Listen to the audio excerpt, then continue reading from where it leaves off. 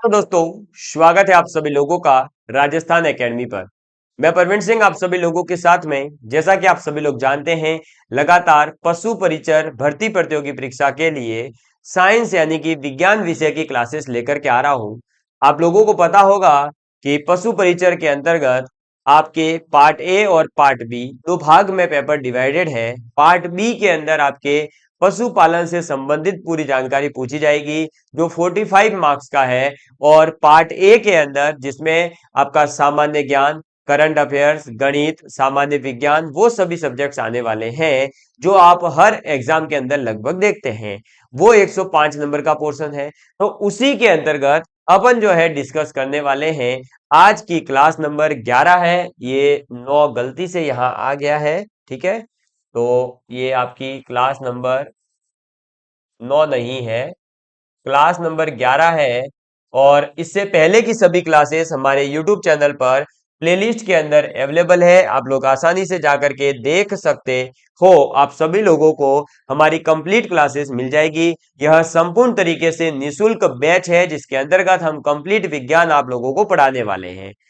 अभी तक अपन ने पढ़ा था अपने न्यूटन के नियमों से संबंधित जानकारी को, और यह जाना था कि न्यूटन के नियम किस प्रकार से कार्य करते हैं, उत्तोलक क्या होते हैं, सरल मशीन क्या होते हैं, उत्तोलक की श्रेणियां कितनी है, ये सब चीजें अपन पढ़ चुके हैं।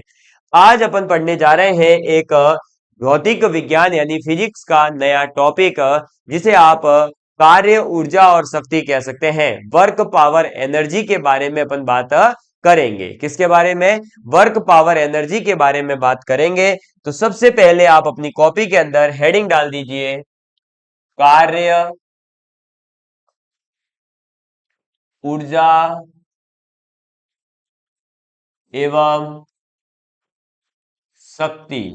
और इस टॉपिक से आप यकीन मान के चलिए कि एक क्वेश्चन तो 100% मिलेगा। किससे? कार्य, ऊर्जा और शक्ति, क्योंकि ये एक बहुत ही इंपॉर्टेंट टॉपिक है। और इस टॉपिक को आप 10th क्लास तक पता नहीं कितनी बार पढ़ चुके हैं, क्योंकि 6, 7, 8, 9, 10 लगभग सभी क्लास में इस कार्य, ऊर्जा और शक्ति से संबंधित कुछ न कुछ चीजें होती ही है। तो सर्वप्रथम हम समझेंगे कि कार्य क्या होता है, वर्क क्या होता है, उसके बाद आगे की चीजों को पढ़ते हुए बढ़ेंगे। कार्य की डेफिनेशन अपन समझने वाले हैं। तो आप सभी लोग अपनी कॉपी में हेडिंग डाल सकते हैं कार्य के बारे में। तो जब भी किसी वस्तु के ऊपर बल लगाया जाता है, कार्य का मतलब क्या है बेसिकली, जैसे कि देखिए मैं यहां खड़ा हूं, अगर मेरे ऊपर कोई बल लगाया जाए, क्या किया जाए? बल लगाया जाए।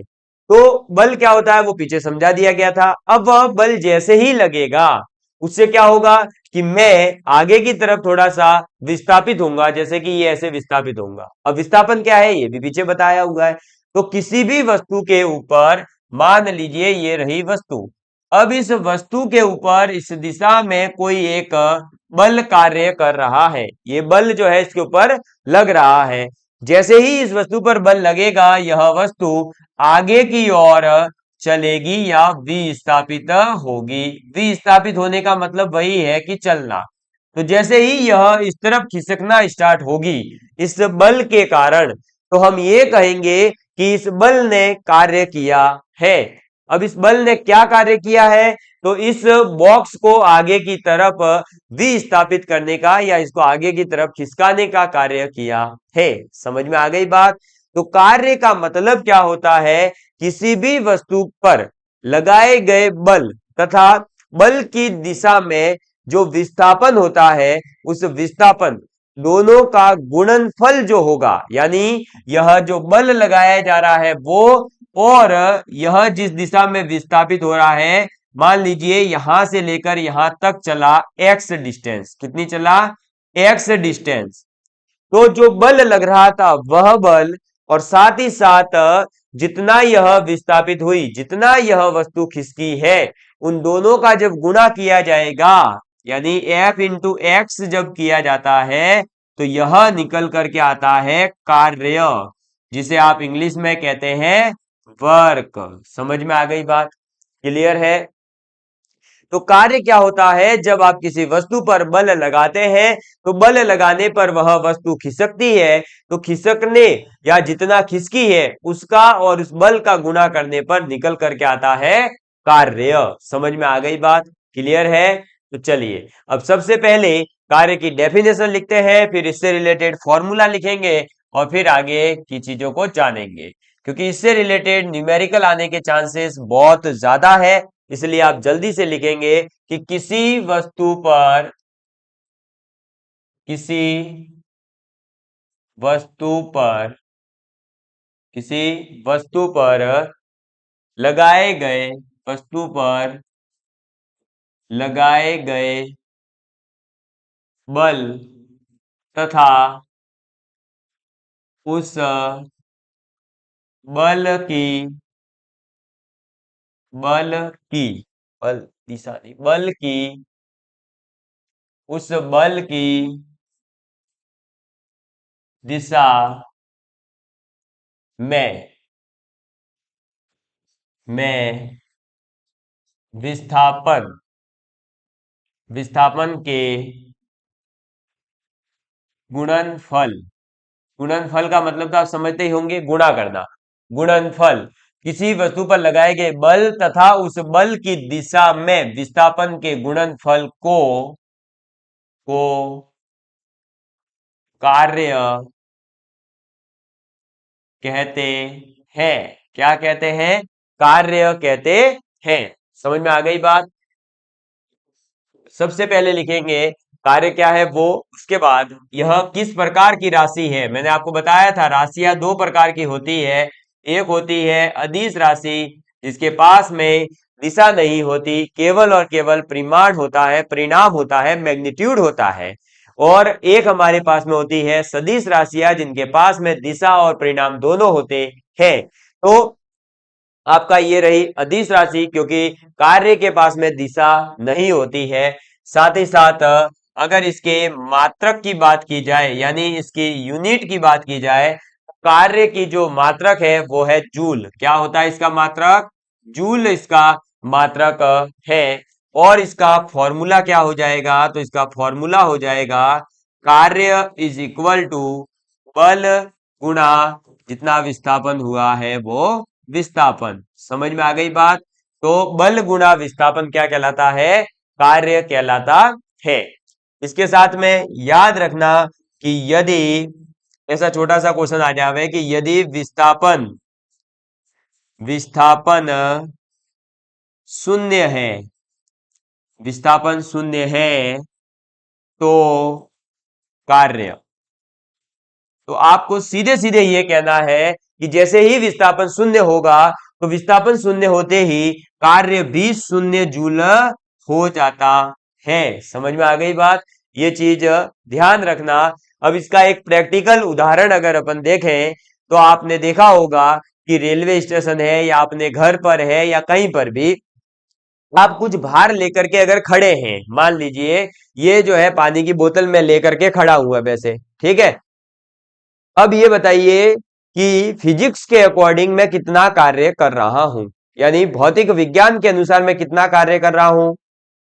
तो भौतिक विज्ञान के अनुसार मेरा कार्य हो जाएगा शून्य। क्यों?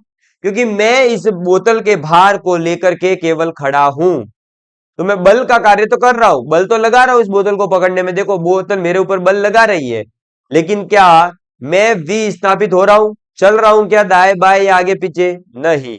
तो इसका मतलब क्या हो गया कि भौतिक विज्ञान के अनुसार, फिजिक्स के अकॉर्डिंग, जब आप किसी भार को केवल अपने ऊपर ले करके खड़े रहते हैं, या रेलवे स्टेशन वगैरह पे जो कूली है वो भार को लेकर के खड़ा है, तो चाहे 2 घंटे खड़ा रहे चाहे 10 घंटे खड़ा रहे, उसने कुछ भी कार्य नहीं किया होता है, क्योंकि वहां पर विस्थापन जो है वो शून्य है। इसलिए कार्य क्या हो जाएगा? जूल में शून्य आ जाएगा। समझ में आ गई बात?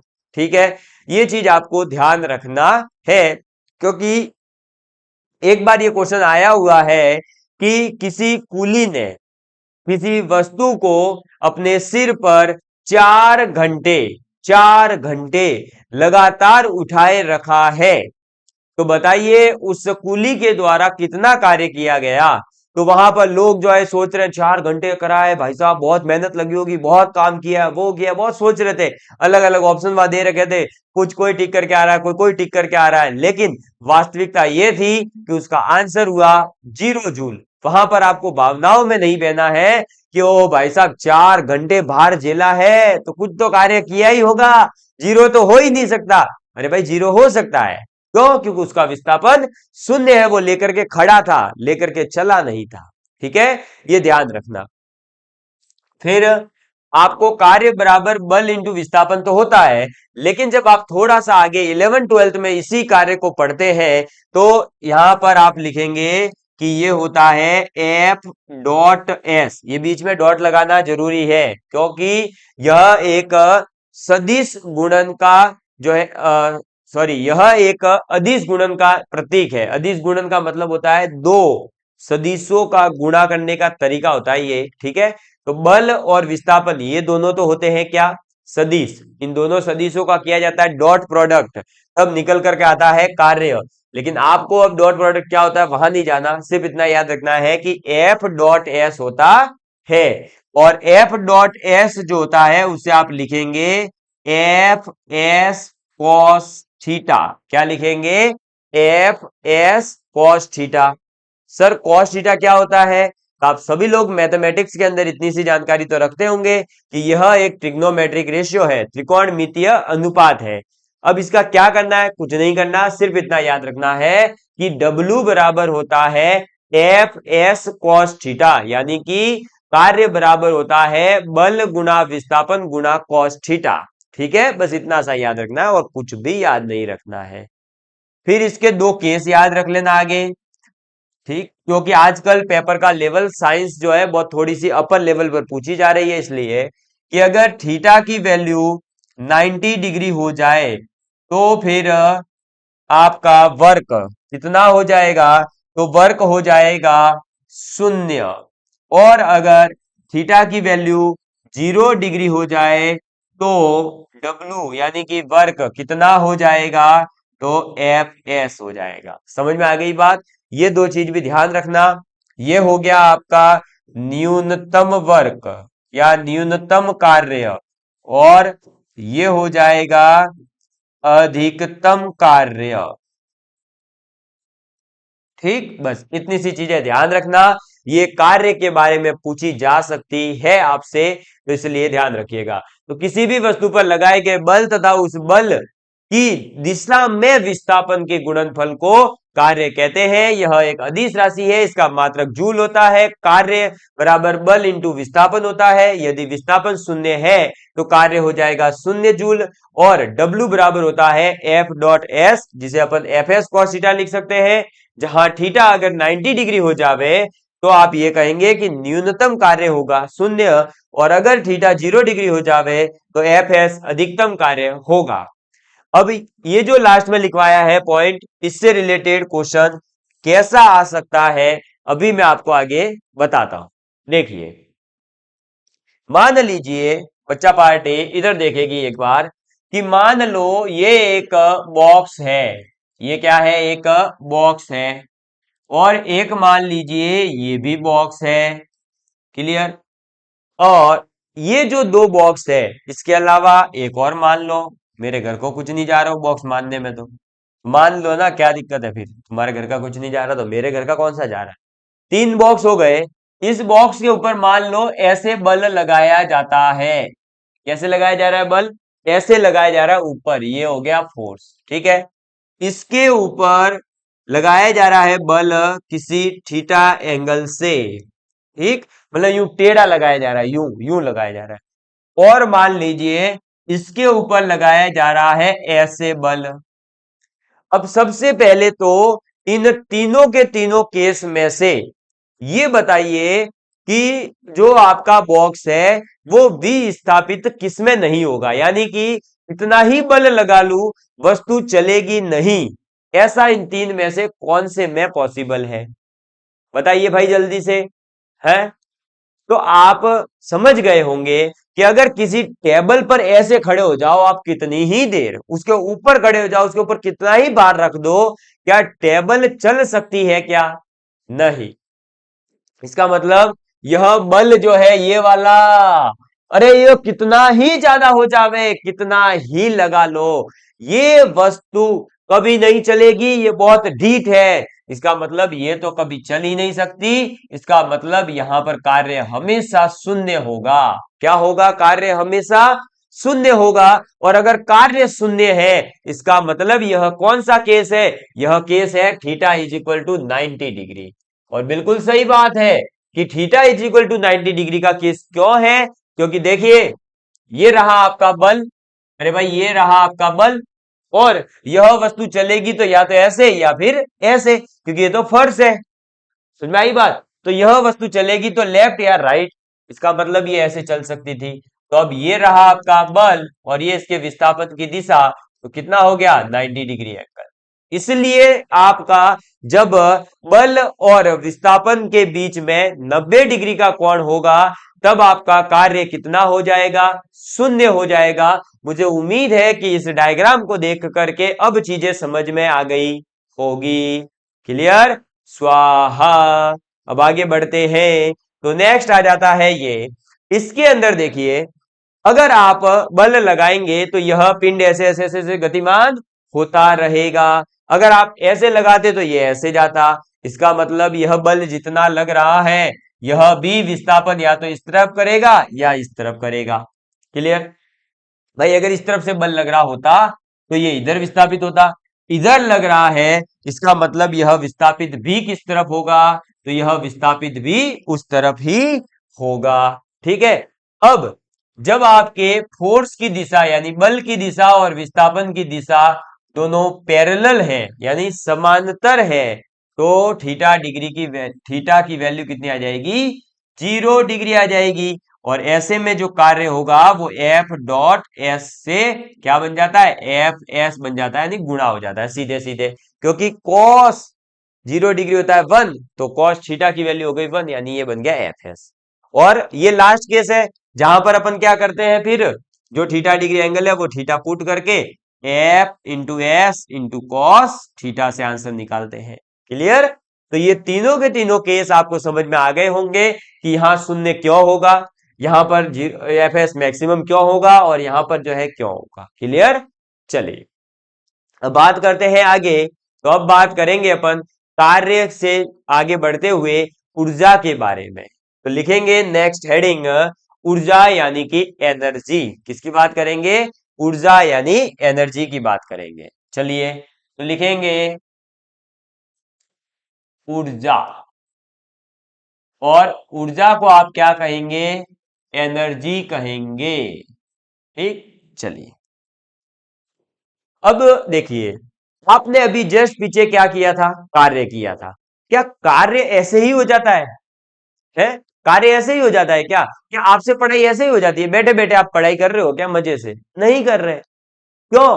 क्योंकि आपके अंदर वो क्षमता नहीं है, यानी कार्य करने की जो क्षमता होती है उसी को अपन क्या कहते हैं? ऊर्जा कहते हैं। एनर्जी का मतलब क्या है? कि काम करने की क्षमता, कैपेसिटी ऑफ डूइंग वर्क, किसी कार्य को करने की आपकी कैपेसिटी कितनी है, उसी को आप क्या कहोगे? ऊर्जा कहते हो। तो ऊर्जा का मतलब सबसे पहले लिख लीजिए कि कार्य करने की क्षमता, कार्य करने की क्षमता, कार्य करने की क्षमता को ऊर्जा कहते हैं, ऊर्जा कहते हैं। क्लियर? चलिए इसके बाद में अब ऊर्जा के बहुत सारे अलग अलग रूप है, जैसे कि आप याद रखें तो स्थितिज ऊर्जा, गतिज ऊर्जा, रासायनिक ऊर्जा, आपके ऊष्मीय ऊर्जा, प्रकाश ऊर्जा, विद्युत ऊर्जा, ये सब ऊर्जा के अलग अलग रूप है।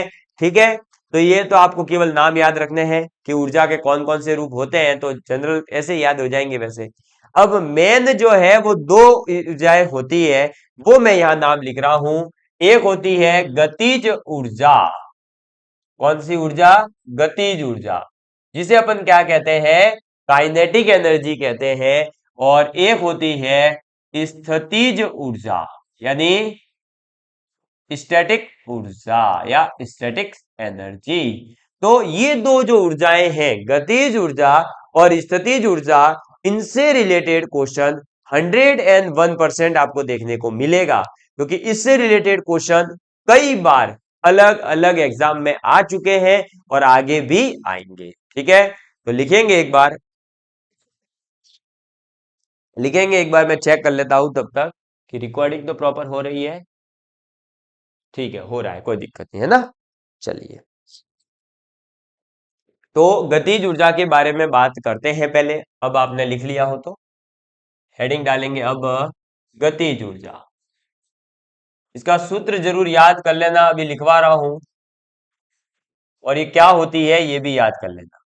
गतिज ऊर्जा, जिसे इंग्लिश में कहते हैं काइनेटिक एनर्जी, उसका मतलब केवल इतना सा है कि जब कोई वस्तु चल रही होती है, क्या हो रही होती है, कोई वस्तु ऐसे चल रही है, देखो जैसे मैं चल रहा हूं ना, है, मैं चल रहा हूं, तो मेरे चलने के कारण जो ऊर्जा उत्पन्न होती है, मेरे चलने के लिए जो ऊर्जा होती है, उसी को क्या कहते हैं, गतिज ऊर्जा कहते हैं, काइनेटिक एनर्जी कहते हैं। तो गतिज ऊर्जा का मतलब क्या होता है, गतिज ऊर्जा का मतलब होता है किसी वस्तु की गति के कारण उसमें निहित ऊर्जा को गतिज ऊर्जा कहते हैं। तो आप लिखेंगे गतिज ऊर्जा का मतलब किसी वस्तु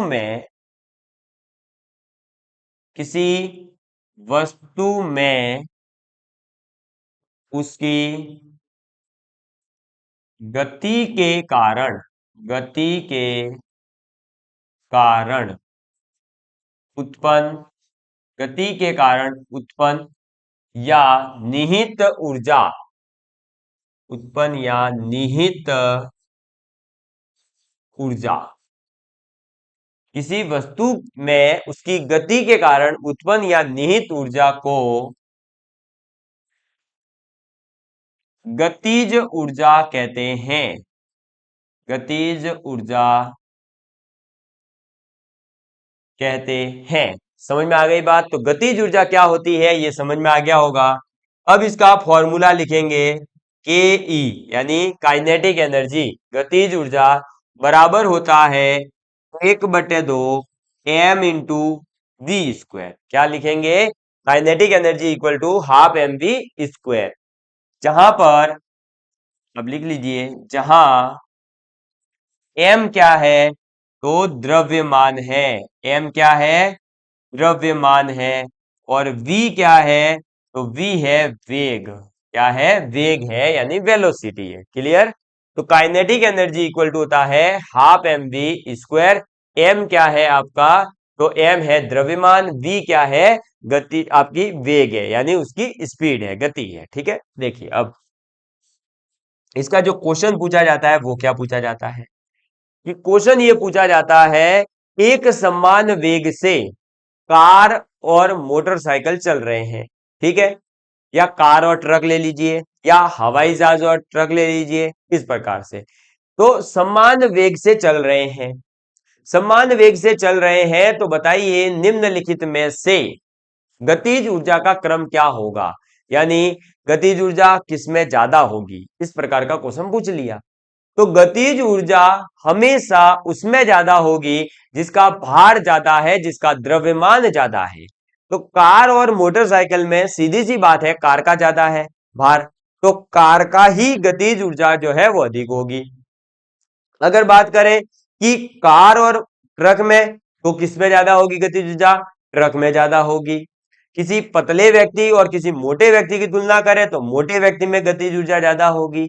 ऐसे क्वेश्चन जरूर पूछे जाते हैं, इसलिए आप इनको याद रखें। एक मैं यहां लिखवा रहा हूं, बाकी आगे जो चीजें हैं, आगे जो आने वाला क्वेश्चन है वो आप अपने खुद के हिसाब से, कॉन्सेप्ट जो मैंने है वो समझा दिया, अब आगे आप उसको इंप्लीमेंटेशन कैसे करते हैं वो आपके ऊपर है।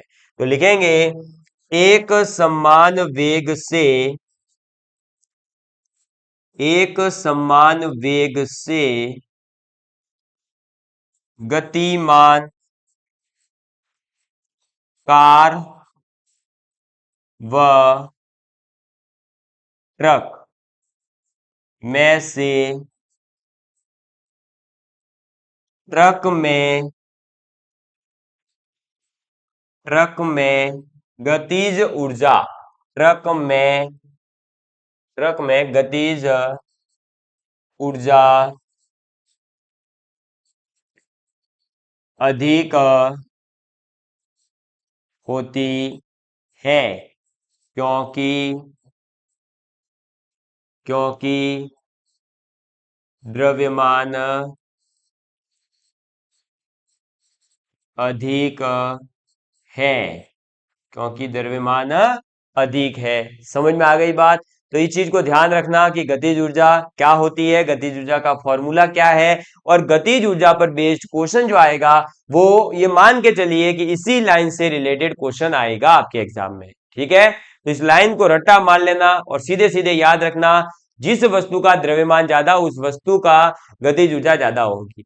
लेकिन यह भी ध्यान रखना कि कई बार ऐसा हो सकता है कि द्रव्यमान समान है तो बताइए, तो फिर आप ये देखना कि उसका वेग किसका ज्यादा है। समझ में आ गई बात? अगर द्रव्यमान समान है तो वेग चेक करना, वेग समान है तो द्रव्यमान चेक करना। मतलब जो समान है उसको छोड़ करके जो बचे उसको चेक करना, वो जिसका ज्यादा उसकी ही क्या हो जाएगी, गतिज ऊर्जा ज्यादा हो जाएगी। ठीक है, चलो नेक्स्ट आगे लिखेंगे स्थितिज ऊर्जा के बारे में, जिसे आप इंग्लिश में कहेंगे पोटेंशियल एनर्जी। तो स्थितिज ऊर्जा, स्थितिज ऊर्जा, पोटेंशियल एनर्जी। पोटेंशियल एनर्जी की अगर बात की जाए तो देखिए गतिज ऊर्जा, नाम क्या था, गतिज यानी कि गति के कारण। अब यहां नाम क्या है, स्थितिज यानी स्थिति के कारण। तो किसी भी वस्तु की स्थिति के कारण उसमें उत्पन्न या निहित ऊर्जा को स्थितिज ऊर्जा कहते हैं। तो आप लिखेंगे किसी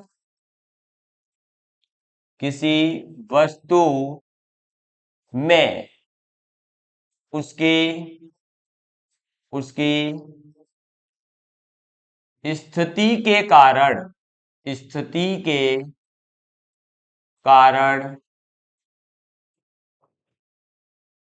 निहित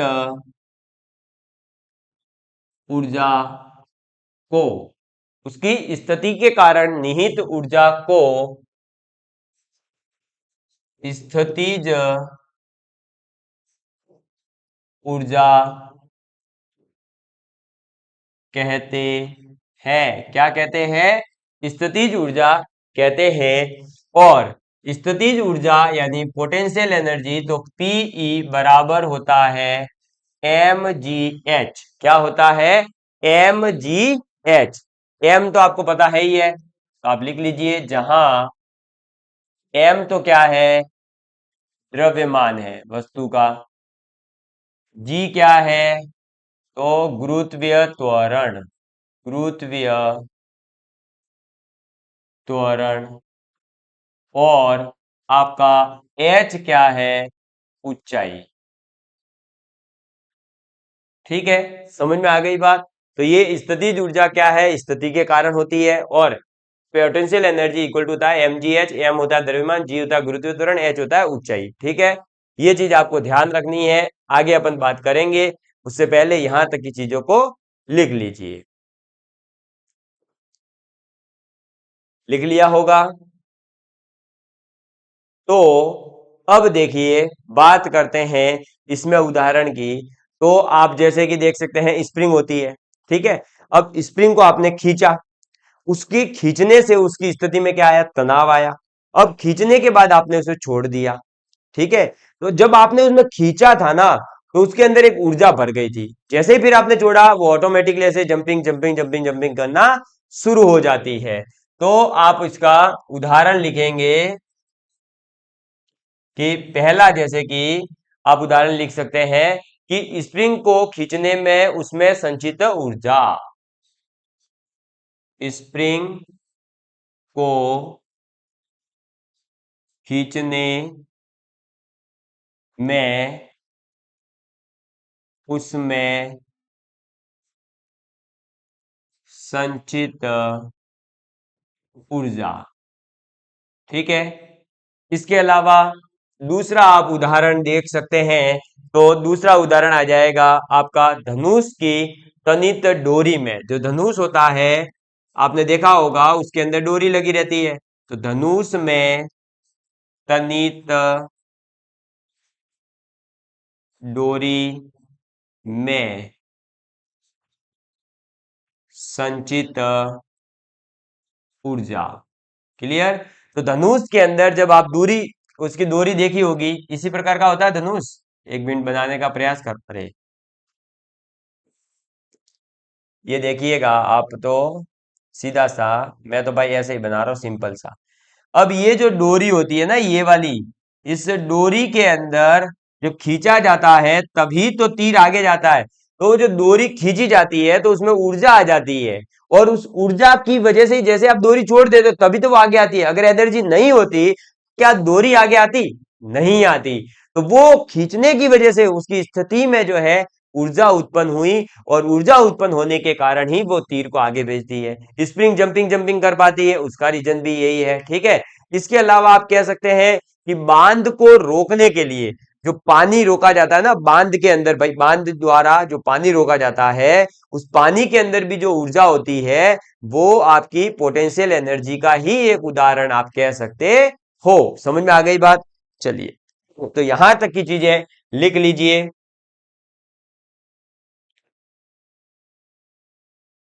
इसके बाद में आप इसमें लिखेंगे आगे। अब सबसे इंपॉर्टेंट पॉइंट एक, कि यांत्रिक ऊर्जा, यांत्रिक ऊर्जा का मतलब है मैकेनिकल एनर्जी, बराबर किसके होती है? तो वह बराबर होती है आपके, एक तो गतिज ऊर्जा, गतिज ऊर्जा प्लस स्थितिज ऊर्जा के। ठीक है। यांत्रिक ऊर्जा यानी मैकेनिकल एनर्जी इक्वल होती है गतिज ऊर्जा प्लस स्थितिज ऊर्जा के, यानी kinetic energy plus potential energy के इक्वल होती है। तो ऊर्जा क्या होती है ये चीज भी आपको क्लियर हो गई होगी। एक बार देख लीजिए वापस। ऊर्जा क्या है? कार्य करने की एक क्षमता है। यह जो है अलग अलग रूपों में पाई जाती है। रासायनिक ऊर्जा कह सकते हैं, गुरुत्वीय ऊर्जा कह सकते हैं, प्रकाश ऊर्जा कह सकते हैं, ऊष्मा ऊर्जा कह सकते हैं। ठीक। पर अपन दो की बात करेंगे मेन, गतिज ऊर्जा और स्थितिज ऊर्जा। गतिज ऊर्जा किसी भी वस्तु में उसकी गति के कारण जो उत्पन्न या निहित ऊर्जा है उसे अपन गतिज ऊर्जा कहते हैं, जिसका फॉर्मूला होता है kinetic energy equal to half M V square. M होता है आपका क्या? द्रव्यमान। वी होता है वेग। एक समान वेग से गतिमान अगर कार और ट्रक है तो ट्रक की ज्यादा गतिज ऊर्जा होगी। इसके बाद स्थितिज ऊर्जा, तो किसी भी वस्तु में उसकी स्थिति के कारण निहित ऊर्जा को कहते हैं। स्थितिज ऊर्जा का formula M G H. M द्रव्यमान है, जी आपका गुरुत्वीय त्वरण है, एच ऊंचाई है। उदाहरण देखा, स्प्रिंग को खींचने में ऊर्जा, धनुष में तनित डोरी में ऊर्जा। और एक रिलेशन याद रखना है कि यांत्रिक ऊर्जा, किसी भी वस्तु की यांत्रिक ऊर्जा जो है वो बराबर होती है उसमें निहित गतिज ऊर्जा प्लस उसमें निहित स्थितिज ऊर्जा के। समझ में आ गई बात? ये चीज आपको ध्यान रखनी है। तो आज अपन ने कार्य और ऊर्जा की बात कर ली है। अगली क्लास के अंदर अपन शक्ति के बारे में बात करेंगे। तो तब तक के लिए bye bye. Love you all of you. Please take care and please share with your friends. अगर आप लोगों को ये क्लासेस पसंद आती है तो लाइक और कमेंट करना बिल्कुल नहीं भूलें। धन्यवाद।